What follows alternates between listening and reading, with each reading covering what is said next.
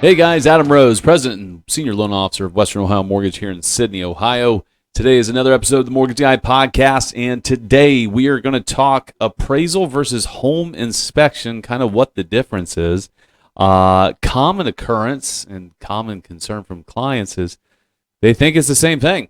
It's not. So, what's the primary difference? Because, it does happen close to the same time. It still costs some money up front. We got all this stuff going on. We as lenders like to use the same terminology, like inspection date, with when the appraiser's going out there and stuff like that. So it can be a little bit confusing for people. And the other piece of it is, not only are we going to really talk about the difference, but why you should get a home inspection is pretty important. Okay, so anyways, let's just jump in here. So what is an appraisal? So, the primary purpose of an appraisal is to determine the value of said home, right? That's the primary function of the appraisal. For example, if the bank's going to lend you $300,000 to buy a house, if for some reason you can't pay that loan back, the bank has to verify that the collateral that they lent the money for is worth what they lent it for, right? $300,000. That way, if you fail to pay and they have to sell it, they can at least recoup some of their losses. That's an appraisal in a nutshell. Now, appraisers, what they're going to do is a true third-party independent reviewer, right? We get a lot of requests like, hey, I need you to send this guy out. Hey, send this appraiser out. Hey, I know this guy. I can't do that, right? It doesn't work that way. A lot of those laws changed post-2008 meltdown, right? Dodd-Frank Act. It was even before that. But you had to keep your distance from the appraisal or appraiser, right? You don't want them to have a biased opinion. They can't be swayed or persuaded to hit a certain value to make a deal work. They're truly third-party, independent reviewer there to give you an unbiased opinion of what someone would reasonably pay for a specific house. Okay, so they're looking at things like square footage, right? Gross living area, all right, on the square footage. So and I wasn't planning on getting into this, but let's say you have you ever seen something listed like a 1.5 story, right? Even though it looks like a 2-story, the reason they call it a 1.5 story is because upstairs they may have angled ceilings, right? You may have like a 3-foot knee wall, and then you have angled ceilings, and it's not truly 7-foot ceiling height until you're almost in the middle of the room. That's a 1.5 story.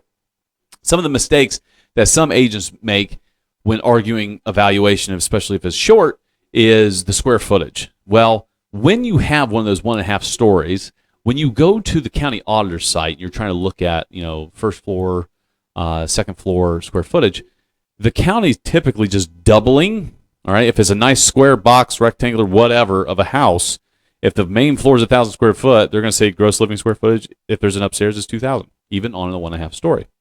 Well, on appraisal, they're giving you half of that upstairs, okay? So be 1,500 square feet, not 2,000, because of the angled ceilings. So they're looking at square footage. That's a big one. How many beds, baths count, right? Quality of the home, right? Condition of the home, location, size. There's overall condition and what the comparables look like in that same market, okay? Now, I say same market, so you think entire city. No, similar neighborhoods, right? Now, they'll stretch outside your neighborhood, of course, if there's a lack of comps. But if you start venturing out too far and you go into different neighborhoods, they may or may not be comps due to the type of homes in that area and what they typically sell for. So, heads up. That's what an appraiser is doing. So what if an appraisal comes in low, right? We see that. We're in a weird market right now. We're seeing some price was hit fine. Some are just a touch bit short. Some are big shorts. It's all over the map, okay? We're flatlining on these valuations. Some declines a little bit, depending on the market, of course. But what if it comes in short? So if you're buying a house for $300,000 and it comes in at $290,000, for example. Well, you got a couple options. Option one, obviously, if you're a buyer, you're going to want to renegotiate, right? Hopefully, seller will come to their senses and they will bring that price down, okay? 2, we can put in for a reconsideration of value. I've won a few of them, not a lot, but we do have a decent track record of winning some. Obviously, the appraiser does play a role on whether they'll consider it. They don't really like to be told how to do their job. But a reconsideration of value, the buyer has to fill it out, which is the most ridiculous thing ever, with the help of the agents and us, and we'll put the arguments together, even though it's the buyer signs it, we send it in. So basically, we get some additional comparables from the realtors that we think should be considered, put an argument together why they should be considered compared to the ones that the appraiser actually used, and then hopefully we get a reconsideration. Not always, but sometimes we do. So you got that option. So the other option is you can back out of the contract, of course, if it doesn't work for you as a buyer. Third option, really, for the consumer portion, when it comes to figuring this deal out, is they bring the difference. I mean, that's the crappy part, right? I mean, you just, if you're buying for $300, it comes in at $290, and the seller doesn't want to adjust the price, but you love the house, you have to cover the difference, right? So a $10,000 shortfall you will bring to the closing table. Now, something you need to know. So let's do this math real fast. So let's make it easy. Let's say you're putting 10% down. All right, so buying a $300,000 house, 10% down payment, it's $30,000. So let's say the appraisal comes in at the $290, all right, and the seller's not readjusting, and you want to cover that $10,000 shortfall. Okay, so when your loan is being redisclosed, all right, we now have to redisclose it off the $290. So your 10% down is going to be based off of $290. So now it's $29,000 down. Plus, you're covering that $10,000 shortfall on top of it, okay, on top of it. Because when determining your loan to value for a program, it's based off your purchase price or the appraised value, the lower of the two, okay? So heads up there. So just some good information to have, of course, if you're walking into this sort of thing. Now, what is an inspection? Let's hit that real fast, shall we? So I highly, highly suggest getting one of these done. Now, it is not typically required for financing purposes, right? Regardless of the loan type that you're doing, you do not have to have a whole house inspection. But an appraiser is not looking at the same stuff that a whole house inspector is looking at. An appraiser is everything's visual, right? Visually, if I see curling shingles from the ground, I'm going to call for a roof inspection, or maybe a contractor take a closer look at it. Visually speaking, if I hear or when I turn on the faucets and there's some leaking going on, I can see it, I'm going to call for the repair. If the furnace doesn't turn on when I, go to the thermostat, they're going to call for an inspection. That's what an appraiser does, okay? They're not truly inspecting the mechanicals. They're not walking your roof line. They're not in the attic crawling around checking everything. They do a head and shoulder shot, take a photo, put it in the appraisal, said, yep, here you go, here's the attic. Let me know if you see something. That's the appraiser. The inspector, and $400 to $600, $700, just depends on what you're having done. The size of the home plays a role, right? If you're doing a 1,200 square foot home versus a 6,000 square foot home, they're probably going to charge you a little bit more, right? So be prepared for that. But highly suggest it. They're going to be going, they're going to walk your roof line. They're checking shingles. They're seeing if there's nail pops. I mean, they're looking at your chimney caps, assuming you have a chimney. They're crawling around your crawl space, checking for leaks, water sitting in the crawl space. Are there any foundation cracks? They're looking at all kinds of stuff, structural components, electrical components. They're going to go into your plumbing, make sure there's no leaks. They're going to be down in the basement, the crawl space, looking for leaks when they're running the water. They're running water for an hour to make sure you don't have any drainage issues going into the septic system or the city, or nothing's backing up. They're checking windows and holding them open, make sure they stay open. All your electrical outlets. I mean, they're checking all of this stuff. Your breaker box, playing around with your breakers a little bit, make sure they stay on, plugging stuff in. That's what they're doing, all right? They're truly inspecting the mechanicals and the functionality of them, right? They're going to look at the age of your HVAC system. I mean, they're looking at everything. So an appraiser or an appraisal does not replace a whole house inspection, and a whole house inspection does not replace the appraiser, all right? So I highly, highly suggest that you take a look at that. Because I've had situations where, 6 months down the road, an air conditioning doesn't turn on during the summer, or a furnace goes out, and they're like, well, why didn't the appraiser catch this? I'm like, well, that was 6 months ago. All this stuff is always a buyer beware also, right?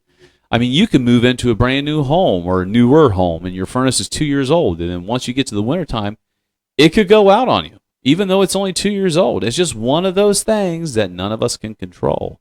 And it's not to say that an inspector, if that happens to you, didn't do their job. It was operational. It's not old. It's just sometimes they fail. So it's just something to consider. And it's not to say an appraiser won't find problems with your home, because they will, right? Especially if you're doing government lending. but a lot of it is just visual based. It's not truly digging into the mechanicals and all that stuff, like I've already mentioned. You can always negotiate, right? That's another big thing with an inspection. So my lending process, I get the contract, I'll disclose to you, of course, lock your rate and do all that fun stuff, but I don't like to order the appraisal till after you get your inspections done. There's no point throwing all this money at it if you don't buy. So inspection first. Again, I've seen ranges anywhere from as low as $350 if you're doing a basic inspection, all the way up to $600 and $700. So be prepared for that. Get it done. You might find some things in your inspection report that you want to negotiate with your seller. Have that discussion. You might be able to get some fixes done. It makes you feel a lot better about your purchase. Last thing you want to do is move into this property, and all of a sudden, as you're living there and dealing with this stuff daily, especially on flips, okay? God, get an inspection done on flips. And you know what? Not all flippers are created equal. I think anybody that's watching this would agree with that. Some people put lipstick on a pig. Some people do way too much. And still get an inspection, because you got to remember, even if the whole house has been remodeled, mechanicals, new ductwork, you name it, right? That flipper, they're not living there. They're not running the water for hours on end. They're not running the shower for hours on end. They're not constantly flushing the toilet. They're not running electric all day and plugging in multiple vacuum cleaners and running appliances. They're not doing that stuff, right? They redid it, but it's not truly been tested, right? Even if it's been redone. So I still suggest, if the home has been totally remodeled, get an inspector out there. You're doing a new construction, don't just rely on the contractor to test this stuff. Hire an inspector. There's nothing wrong with that. Spend an extra $400 or $500. Have them go through and test things. Get it worked out before you move in. All right. So, sorry, I got a little overboard there, but we field a lot of weird calls. But again, costs, as low as $350 up to $700 for an inspection. Appraisals range anywhere from $550 up to however much, $800, $850 if you're doing an investment property. Typically, if you're owner occupied, $550 to $600 in that range. VA is a little bit different. VA appraisal, they're going to change again. All right, so heads up, which I haven't talked about. The 3.6 ULAD's coming out November 1st, I think. The appraisers are going to have to do a lot more work. Well, they should be doing this work already as built into the price, but nonetheless, it's being reformatted, and they have to be a lot more clear on their appraisals. Will give us clarity as lenders, give the buyer clarity in regards to what they're getting into and what everything looks like once we get that appraisal report back. Nice summary page. But due to the amount of additional work for the appraisers, we do anticipate there's going to be cost increases. It could be $50 extra. It could be $100. We don't really know. There's not enough test cases out there to say this is what people are charging now. But that's what I got for you today, guys. I just want you, if you're watching this, please get a whole house inspection done. Just go do it, all right? Do it as quickly as you can so we can move through your lending process. In today's world where everything's a 30-day contract, hell, I just got one the other day. It was 28-day contract, but it took them a week to get it to me. So I got 21 days. That's not a lot of time, all right? So when you get in a contract, get moving on those inspections. Work with your real estate agent. They got plenty of referrals for you and people they trust that can come inspect your home. Rely on that. Do your own research. Get them out there in the first few days if you can. Obviously, their schedules will play a role. But do that so we can move through our lending process, get your appraisal moving, get you to the closing table on time, and make sure that the home that you see is the home that you get, and there are no surprises at the end. All right. That's all I got for you this week, guys. Happy hunting out there in the housing market. If you need something, give us a call. All of our information is at the bottom of this screen and in the YouTube channel. But don't forget, subscribe on YouTube. Check us out on Apple Podcasts and Spotify. Catch you all next week.